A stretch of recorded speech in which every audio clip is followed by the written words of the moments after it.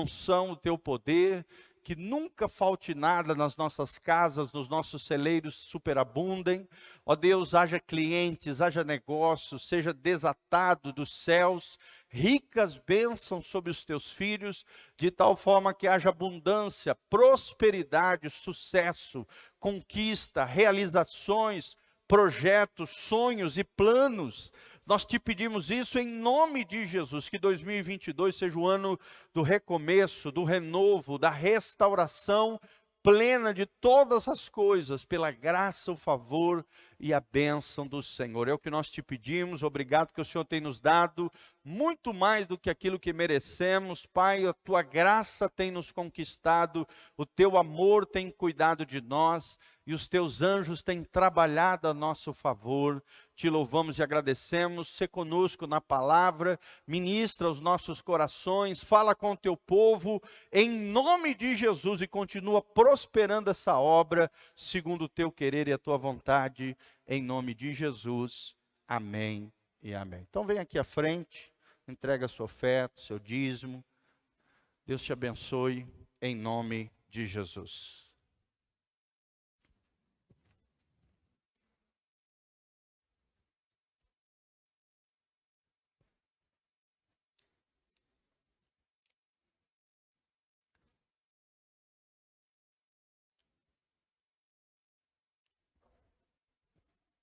Glória a Deus. Quantos estão felizes com Jesus? Vamos continuar então a nossa jornada através da Bíblia, tá? Nosso tema hoje, uma jornada através da Bíblia. Estivemos no nosso último culto, dando uma pequena introdução do que nós vamos falar, né? Nós falamos sobre a criação de Deus, né? A importância do criacionismo, a diferença entre o criacionismo, o evoluísmo, né? A teoria da ciência e a doutrina de Deus. Criacionismo não é apenas uma teoria, é uma doutrina cristã, é um ensinamento da palavra de Deus. Quem crê em Deus, quem crê na Bíblia Sagrada, quem é verdadeiro cristão, jamais pode ser evolucionista. Claro que nós cremos no desenvolvimento do ser humano, desenvolvimento das coisas, da tecnologia e tal, mas nós jamais podemos ser evolucionistas. Nós temos que ser criacionistas. Nós cremos que Deus criou os céus e a terra. Amém? Fala comigo. Eu sou criacionista. O criacionismo também é chamado de teoria do design inteligente. Design inteligente, ou seja, por detrás de toda essa beleza que existe e complexidade no universo, existe um Deus, um designer, um desenhista, um projetista, um arquiteto, que criou todas as coisas. Quem é esse Deus? O Deus da Bíblia. Nós aprendemos ali em Gênesis 1, que no princípio criou Deus os céus e a terra. Então nós cremos num Deus criador de todas as coisas. Todas as coisas foram criadas por meio dele e sem ele, diz Paulo, nada do que existe existiria. Tudo veio através do poder de Deus. Deus criou do nada. A expressão aqui no hebraico é ex nihilo, do nada. Deus tem a capacidade de do nada criar algo. O ser humano não. Ele cria as coisas de algo já criado. Sim ou não? Por exemplo, isso aqui, o plástico. O plástico tem uma parte de alumínio. O alumínio vem de um minério chamado bauxita. A bauxita é um minério que produz o alumínio, quando processado, dentro das metalúrgicas. E daí o alumínio é colocado nos produtos. Então o homem cria a partir de algo já criado por Deus. E a partir desse algo criado, que são as fontes minerais, as fontes químicas, os elementos, o ser humano consegue criar as coisas que nós temos. Nada surge do nada. Só Deus tem poder de criar do nada. Amém? Porque o nosso Deus é criador de todas as coisas. Então, falamos um pouquinho sobre a criação do homem, sobre a queda do homem, sobre o começo das civilizações, os primeiros descendentes de Adão e Eva. Falamos sobre Noé e o dilúvio e a função que o dilúvio teve para a humanidade, que já estava se corrompendo, se perdendo por causa do pecado. O dilúvio veio aplicar a ira de Deus sobre a terra, mas antes dessa ira de Deus ser aplicada através de grandes chuvas que caíram sobre a terra, a Bíblia diz que Deus encontrou um homem que fez a arca. Quem foi esse homem? Quem? Noé. Fala comigo, Noé.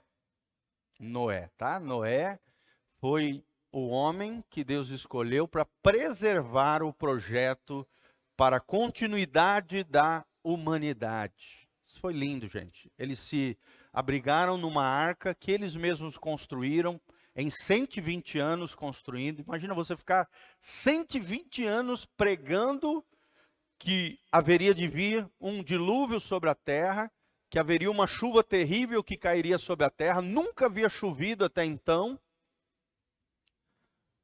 e ainda você construiu uma arca enorme, de madeira, de betume, de vários, num formato de uma arca. A arca simboliza o que, irmãos? A igreja, e simboliza também o quê? Jesus. Fala comigo, a arca é a igreja. E é Jesus também, tá bom? Por quê? Porque é na arca que Noé foi salvo. Não que a igreja salva, tá, gente? A igreja não salva, mas a igreja promove o evangelho do Salvador, tá bom? E quem é que salva? Jesus. Quando nós nos abrigamos em Cristo, através da fé, nos escondemos nele, nos abrigamos nele, somos protegidos dos juízos, da ira de Deus e das tribulações que virão sobre essa terra, porque nos abrigamos na arca de Deus, que é Jesus de Nazaré. E aí, por último, falamos sobre o chamado de Abraão, baseado lá em Gênesis 12. Aprendemos que, através da semente de Abraão, Deus plantou um novo povo, o povo de Israel. Abraão foi um exemplo para nós de um homem de fé. Tanto é que ele é chamado do pai da fé. E também, através de Abraão, Deus plantou uma nova semente, a semente do novo Israel, que é a igreja, da qual, através da semente de Abraão, viria o seu descendente, Jesus, e Jesus geraria uma nova dispensação que nós estamos vivendo, um novo tempo, chamado Era da Igreja. A igreja surgiu também a partir da semente de Abraão. Amém? Quantos filhos de Abraão nós temos aqui nessa manhã? Fala comigo, através da fé, eu sou um filho de Abraão, abençoado por Jesus.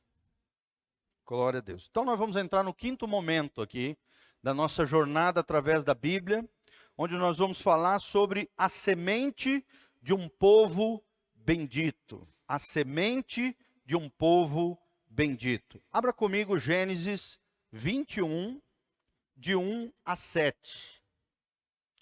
Gênesis 21, de 1 a 7. Gênesis, primeiro livro da Bíblia, 21, de 1 a 7. Aqui começa a nascer a semente de Abraão, o filho de Abraão, o filho da promessa. Olha o que diz o versículo 1 de Gênesis 21. E o Senhor visitou a Sara, como havia dito, e fez o Senhor a Sara como tinha prometido. Olha só, gente, quando Deus promete, Ele faz. Como é que Deus faz? Visitando homens e mulheres com o seu poder. E concebeu Sara e deu a Abraão um filho na sua velhice, ao tempo determinado que Deus lhe tinha falado. Fala comigo, Deus tem um tempo determinado para todas as coisas. Entre a promessa de Deus a Abraão e o nascimento de Isaque se passaram 25 anos, irmãos.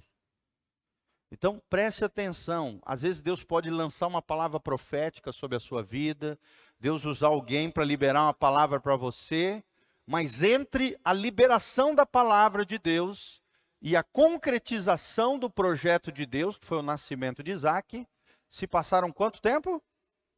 25 anos.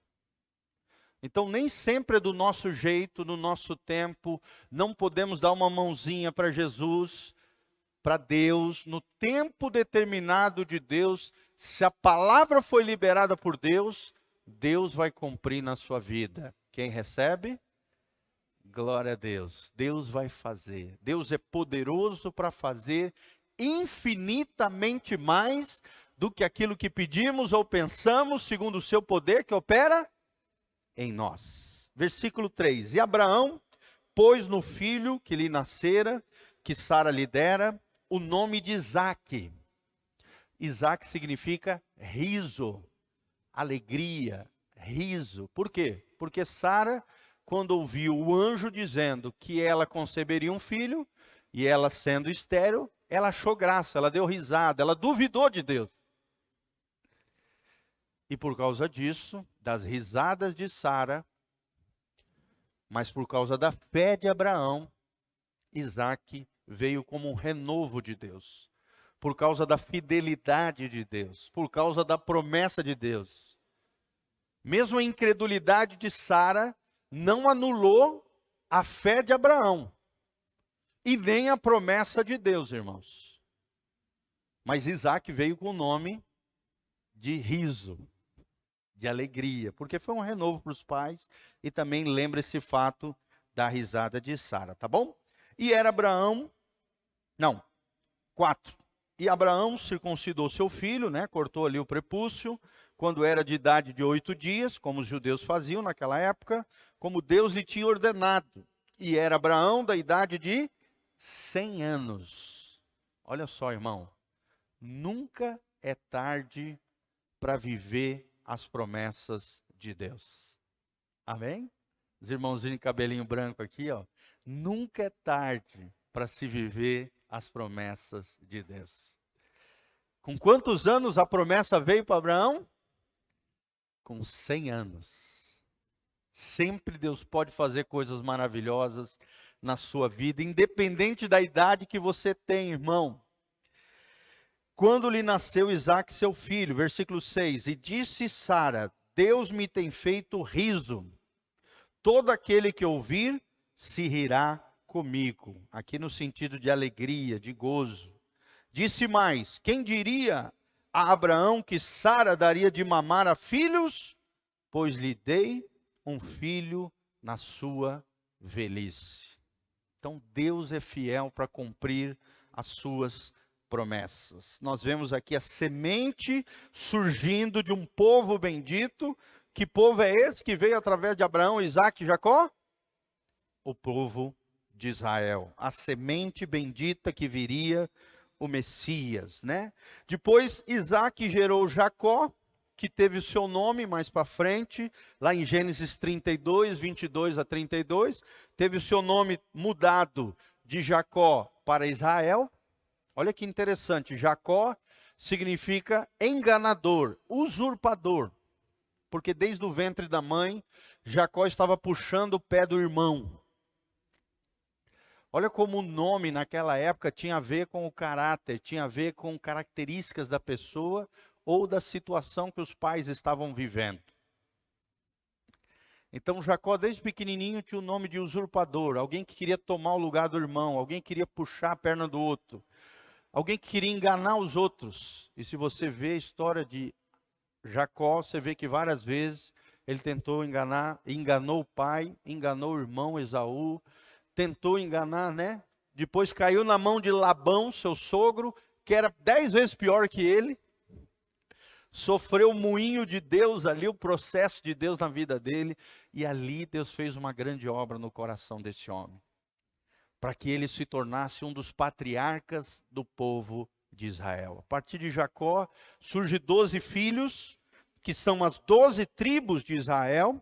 E este homem, Deus, né, usou através dos 12 filhos, onde surgiu a nação de Israel.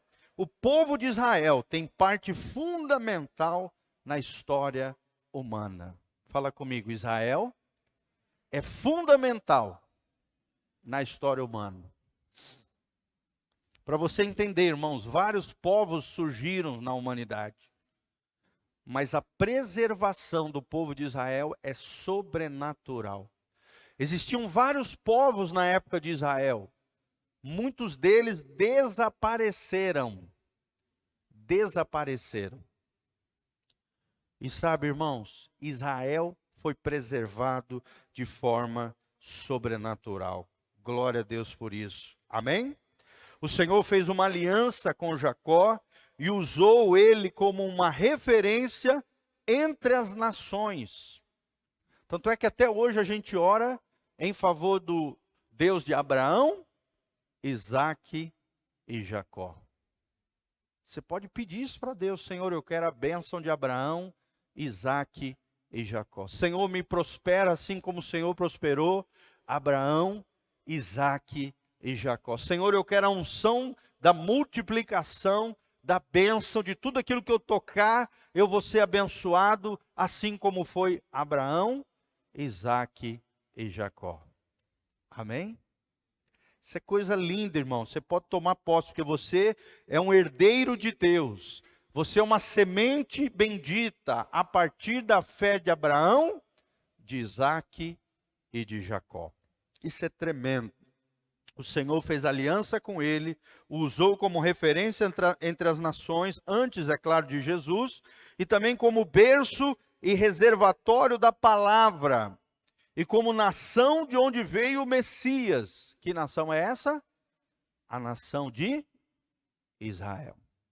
Deus precisava separar um povo, para que através desse povo, dessa descendência, viesse uma semente abençoada, que abençoaria todas as nações.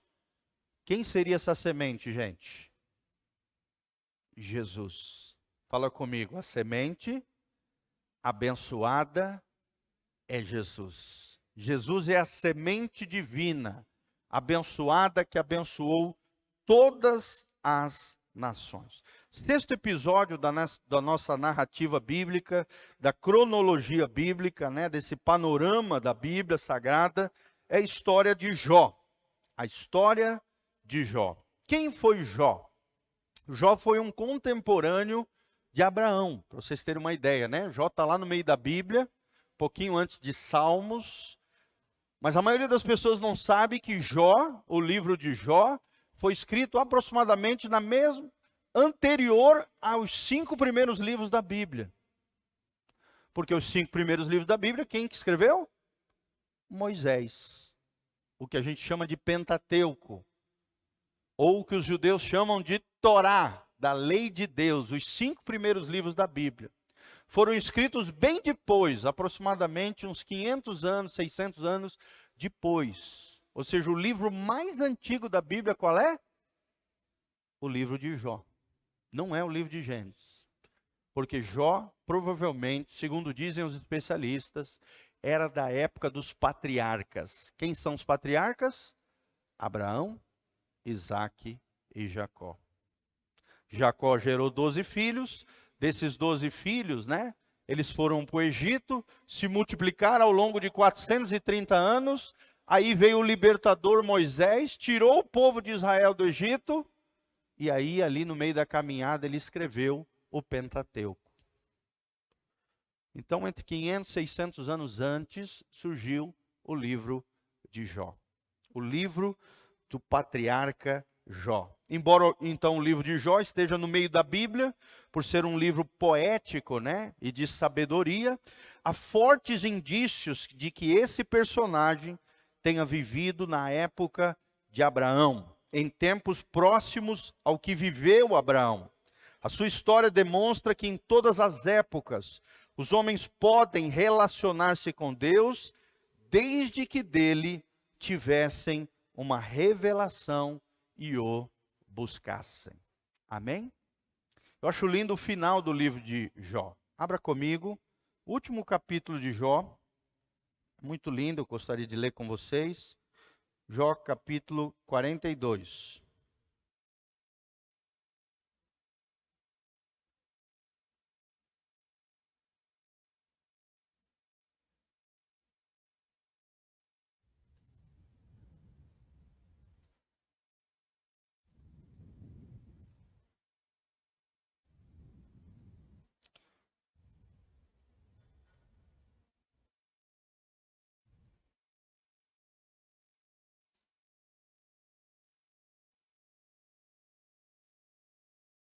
Olha como é que termina Jó 42. Jó, vocês sabem, né? Ele foi um homem temente a Deus, justo, íntegro. O diabo quis, de alguma maneira, destruí-lo ali, tentá-lo.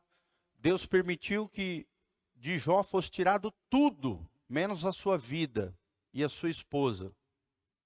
Perdeu os filhos, perdeu seus bens, perdeu tudo, até a saúde ele perdeu. Ficou com uma chaga terrível, que ele pegava um pedaço de telha e colocava assim para tentar de alguma maneira diminuir a dor, a coceira das feridas que ele tinha sobre o seu corpo. Ele sofreu durante muito tempo, foi julgado indevidamente pelos seus 3 amigos e passou assim por um sofrimento terrível, irmãos. Mas não abandonou o Deus Todo-Poderoso. Foi fiel a Deus, né? Que talvez na época ele não saberia que no futuro viria o Deus de Abraão, Isaque e Jacó. Era um homem que tinha relação direta com Deus. Não existia lei, não existia Torá, não existia nada. Ele se relacionava diretamente com Deus e praticava os ritos daquela época de, por exemplo, sacrificar em favor dos seus filhos. Quando faziam as suas festas, as suas celebrações, ele falava assim: não, eu vou sacrificar ao Senhor um holocausto, porque eu não sei se os meus filhos vão pecar ou não, então melhor eu fazer já um sacrifício para que os pecados dos meus filhos sejam perdoados. Então era um homem justo, um homem íntegro, um homem abençoado, que padeceu um monte, sofreu. A gente até costuma dizer, né? Eu não tenho a paciência de Jó. Sim ou não, irmãos? Por quê? Porque ele é um exemplo de um homem que soube sofrer sem se desviar, sem se corromper. Ele sofreu, padeceu por uma espécie de provação, tentação diante da sua história de vida, mas ao final ele diz assim, olha só que diz assim, no versículo 1 aqui, Jó 42, 1. Então respondeu Jó ao Senhor dizendo: bem sei eu que tudo podes e que nenhum dos teus propósitos pode ser impedido. Quem é este que sem conhecimento encobre o conselho? Por isso relatei o que não entendia, coisas que para mim eram inescrutáveis e que eu não entendia. Escuta-me, pois, e eu falarei. Eu te perguntarei, e tu me ensinarás. Com o ouvir dos meus ouvidos ouvi, mas agora meus olhos te veem. Por isso me abomino, me arrependo no pó e na cinza. Esse pó e cinza aqui é um símbolo de quebrantamento. Aí no 8 diz assim, Deus fala a Jó, né? Sucedeu que acabando o Senhor de falar a Jó aquelas palavras, o Senhor disse a Elifaz o temita: a minha ira se acendeu contra ti e contra os teus 2 amigos, que eram os amigos de Jó, que tinham julgado ele de forma equivocada. Porque não falasses de mim o que era reto, o que era correto, como o meu servo Jó. Tomai, pois, 7 bezerros, 7 carneiros, ide ao meu servo Jó, e ofereceis holocaustos por vós.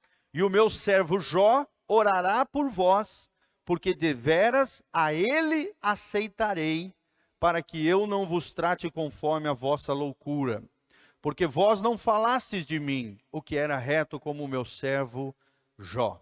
Então foram Elifaz o temita, Bildade o suíta, Zofar o namita, e fizeram como o Senhor lhe dissera, e o Senhor aceitou a face de Jó. O Senhor virou o cativeiro de Jó, né? Mudou a sorte de Jó, enquanto ele orava pelos seus amigos. Olha só o poder da oração, gente. Enquanto Jó orava pelos seus amigos, que tinham se levantado contra ele, julgando ele de forma equivocada.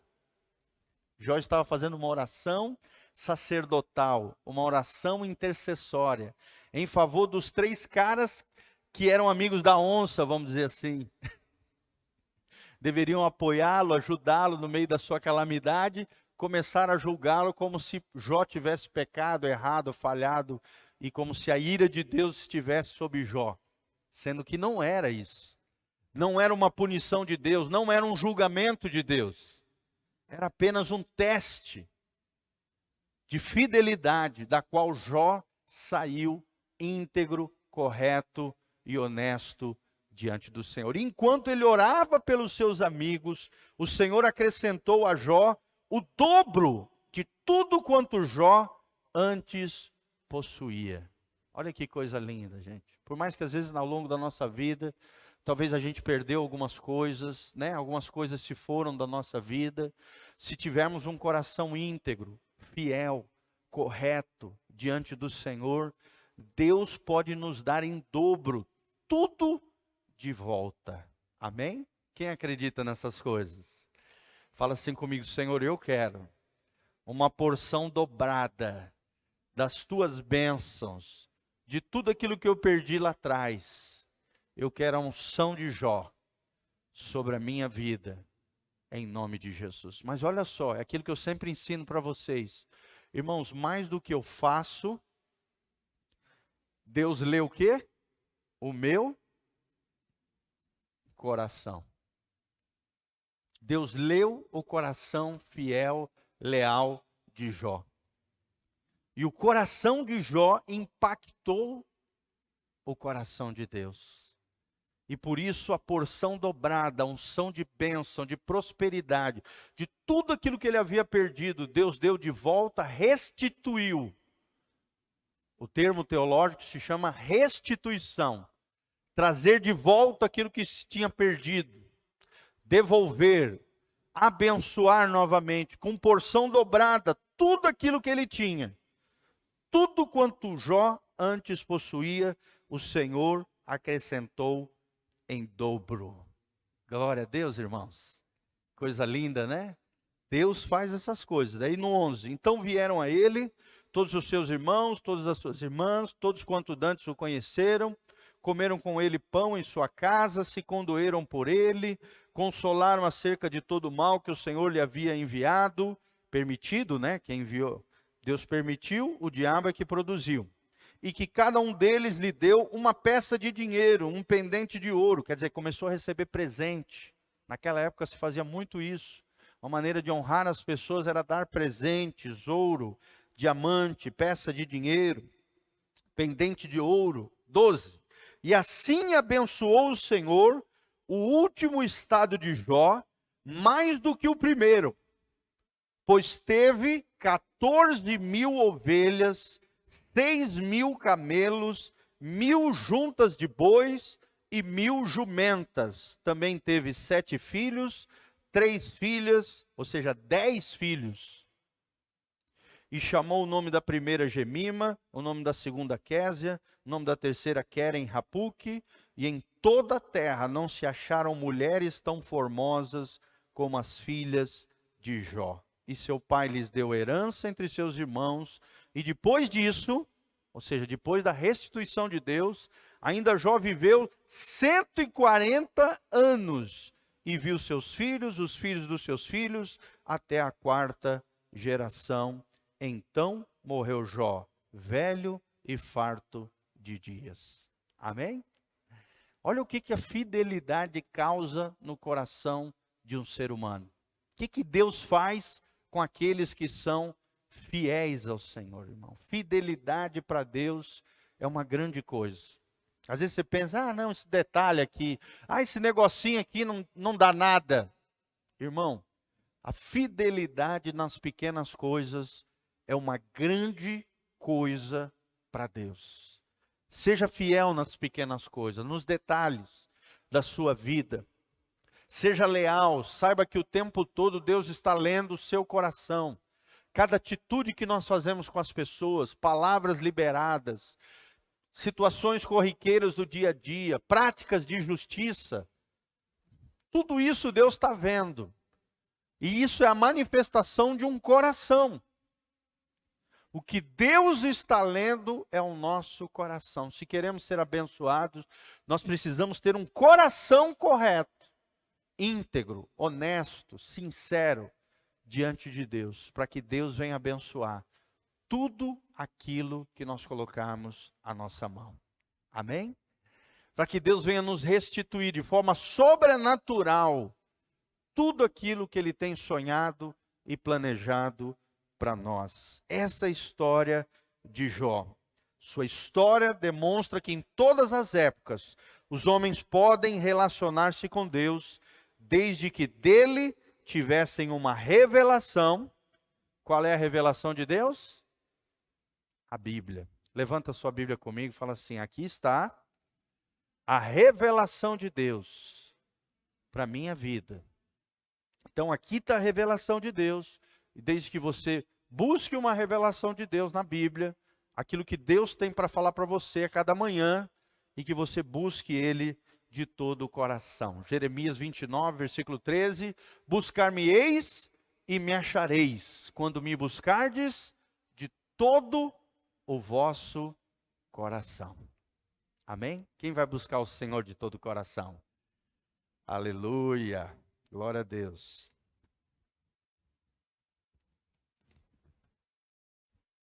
Então agora, dentro da nossa cronologia bíblica, vamos falar sobre a escravidão no Egito e o êxodo. Nosso próximo tópico, a Aninha vai estar colocando lá, é escravidão no Egito e êxodo. Tá bom?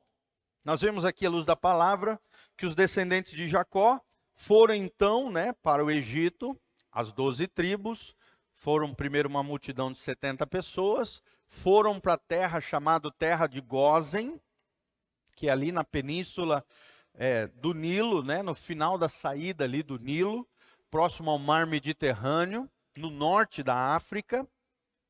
Então, um dos seus filhos tornou-se governador do Egito, nomeado por Faraó.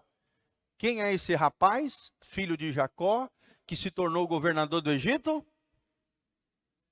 José, exatamente.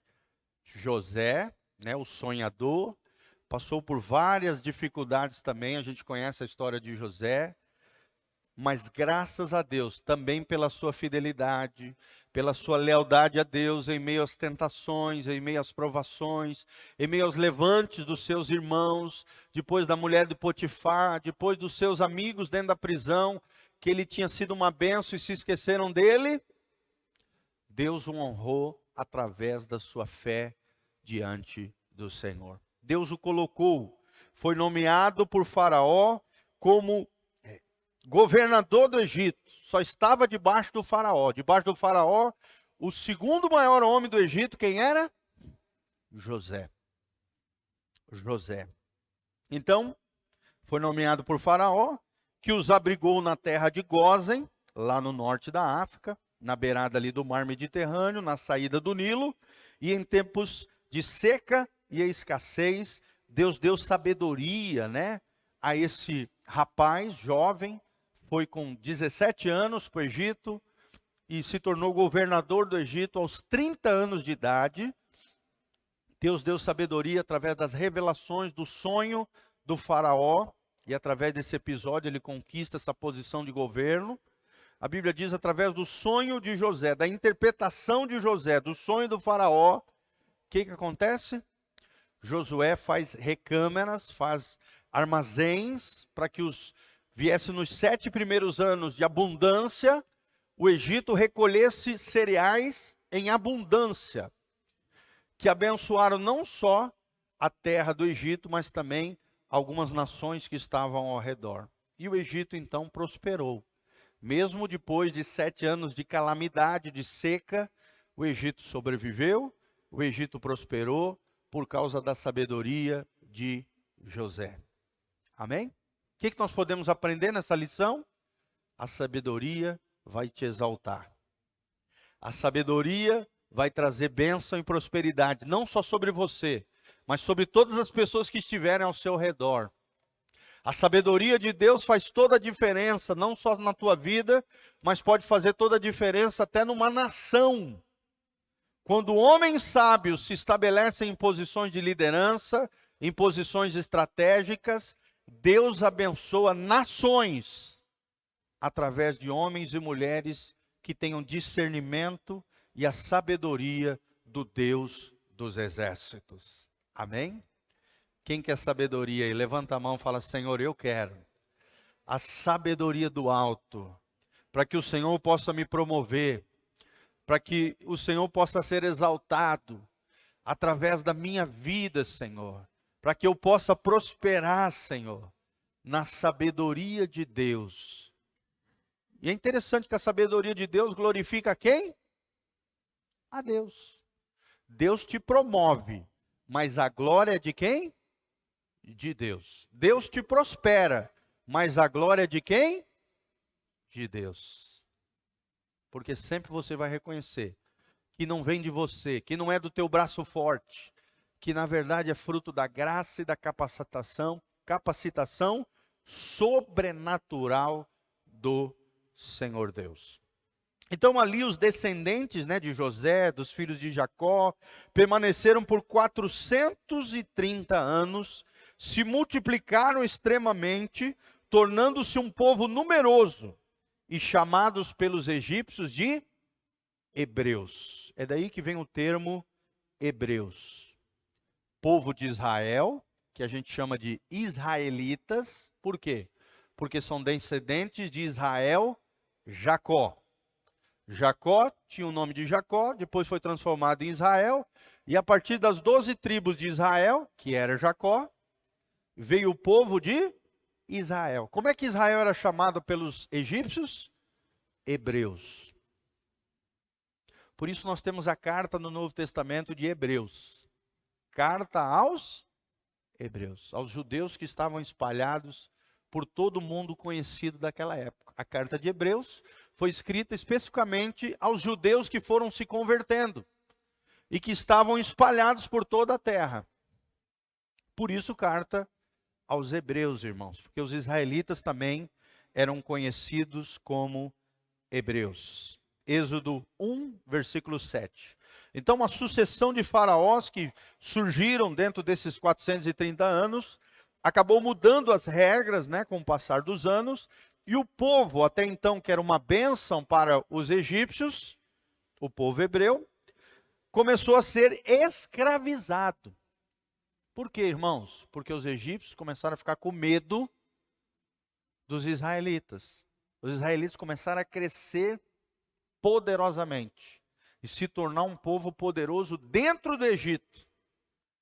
Os egípcios falaram: ixi, continuar desse jeito, crescendo desse jeito, se multiplicando desse jeito. Vocês sabem que os judeus são bons para fazer filho, né? Tem um monte de filho. E aí a nação ia crescendo. O povo egípcio ficou com medo e começou a subjugar, começou a escravizar o povo de Israel. O livro do Êxodo, então, conta nos seus primeiros capítulos os detalhes dessa escravidão. E depois fala da libertação poderosa e da peregrinação no deserto até chegar à terra de Canaã. Como é que é chamado Canaã também? Da terra prometida. Fala comigo. Canaã é a terra prometida. Amém? Quem quer ir para Canaã celestial aí? E é interessante que Canaã é um símbolo do céu, do lugar especial que Deus tem prometido para nós. Tanto é que a gente chama, eu vou para Nova Canaã, né? Qual é a Nova Canaã? O céu. Assim também, um povo que estava escravo no Egito, foi tirado com a mão forte do Senhor, através das 10 pragas no Egito. Deus tirou, sob a liderança de Moisés, Abraão, seu irmão do lado, Ana, sua outra irmã também. A Bíblia diz que com mão poderosa Deus tirou o povo de Israel do Egito e o conduziu pelo deserto na direção de Canaã, a terra prometida. Amém? Tudo isso está no livro de Êxodo.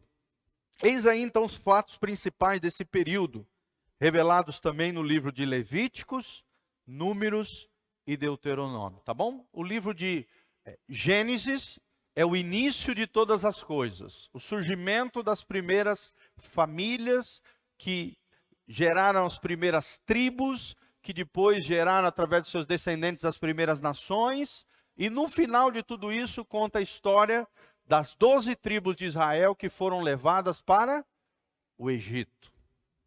O livro de Gênesis termina com o povo de Israel indo para o Egito. O início de Êxodo fala de como os israelitas viviam ali no Egito, escravizados, sofrendo e tal, e como a partir de Êxodo 3, Deus levanta, através de Moisés, poderosamente, um libertador para o povo de Israel, tá bom? E ali, toda essa jornada começa a partir de Êxodo. O livro de Levíticos fala principalmente dessa jornada também, mas também das primeiras leis cerimoniais que Deus estabelece sobre o povo de Israel. O livro de Números também já fala de algumas guerras, de alguns enfrentamentos que Israel teve ali, antes de entrar na terra de Canaã. E Deuteronômio, Deutero significa repetição, e nômio significa lei, repetição da lei.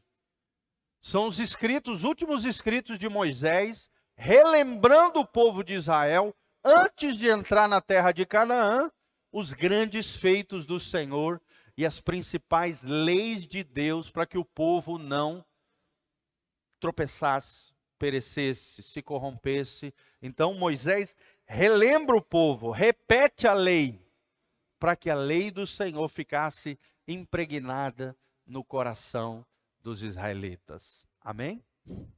Acredite-se que os últimos 2, 3 capítulos de Deuteronômio, quem escreveu na verdade foi Josué, porque ali provavelmente Moisés já havia falecido. Tá bom? Depois surge o quê? Josué. Josué começa a declarar ali as conquistas de Canaã, tá bom? Então, primeiro tópico sobre essa questão da libertação do povo de Israel da escravidão do Egito, do Êxodo, pode colocar número 1, a libertação pelas mãos de Moisés. Deus levanta então um homem para enfrentar Faraó. Quem foi esse homem? Moisés.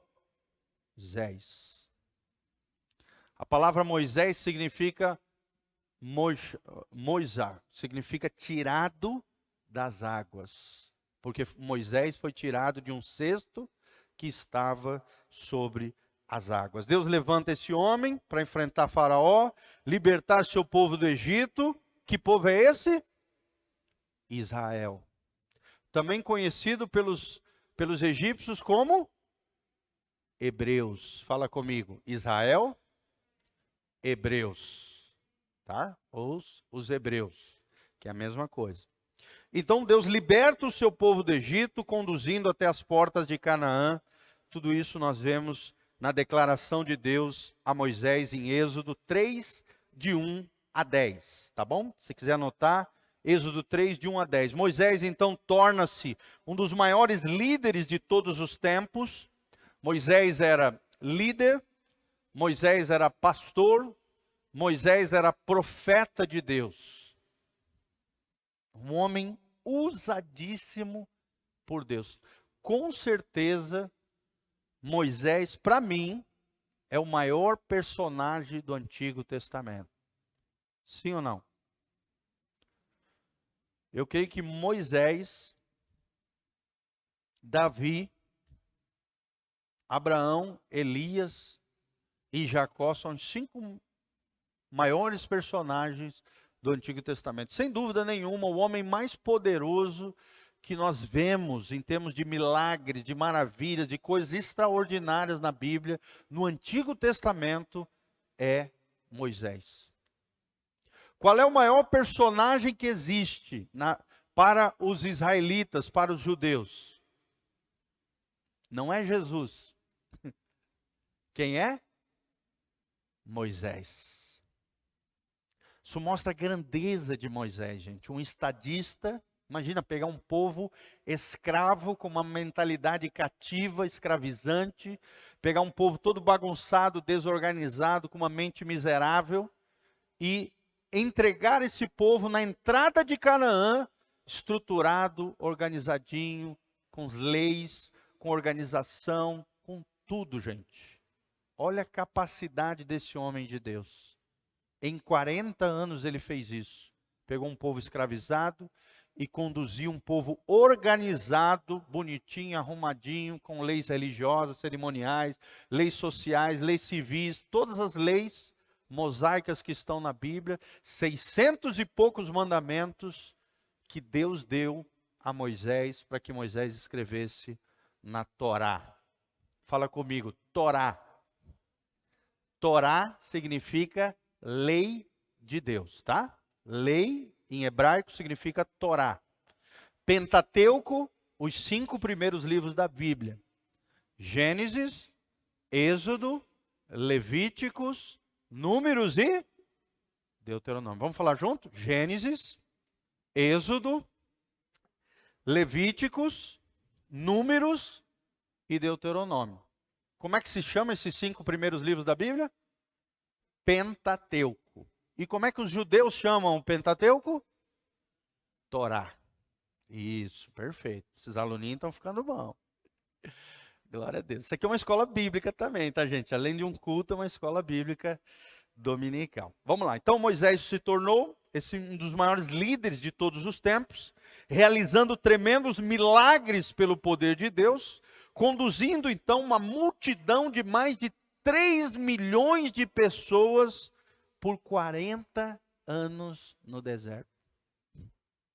Os homens que estão aqui, você liderar uma casa, um lar, com esposa e filhos, já dá trabalho. Sim ou não, irmãos? Sim ou não? Levanta a mão os homens aí comigo. Imagina você liderar 3 milhões de pessoas.